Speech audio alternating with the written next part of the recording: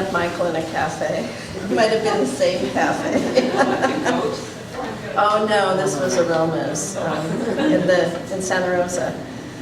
And I came there for an interview to help be the administrative side for the North Bay campus. And while I was there, it was the oddest interview with Michael, who I was meeting for the first time. He was telling me about the students, about the faculty, about the programs, about the goals and objectives. He didn't ask me hardly any questions. And then partway through I said, well, would you like to hear more about me? And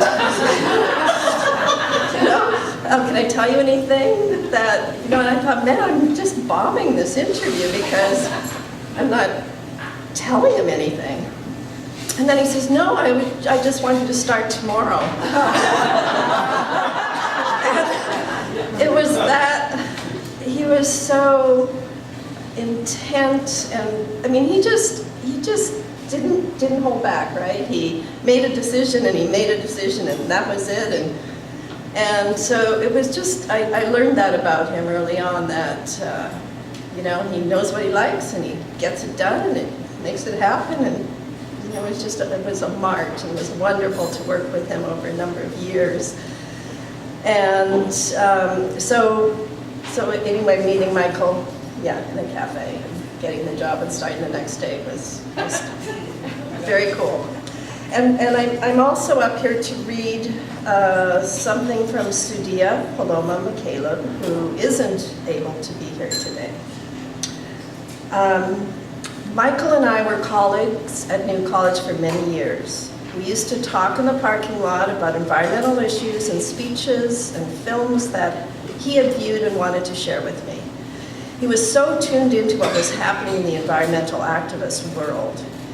He turned me on to incredible films that I still use in my work with educators.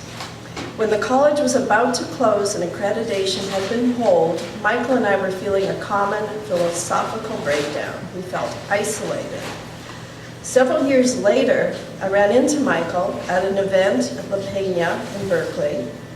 He told me about the Western Institute for Social Research, WISER, where he was a new faculty member, and said that he thought there could be a perfect collaboration between our newly formed organization, Center for Critical, Environmental, and Global Literacy, and WISER.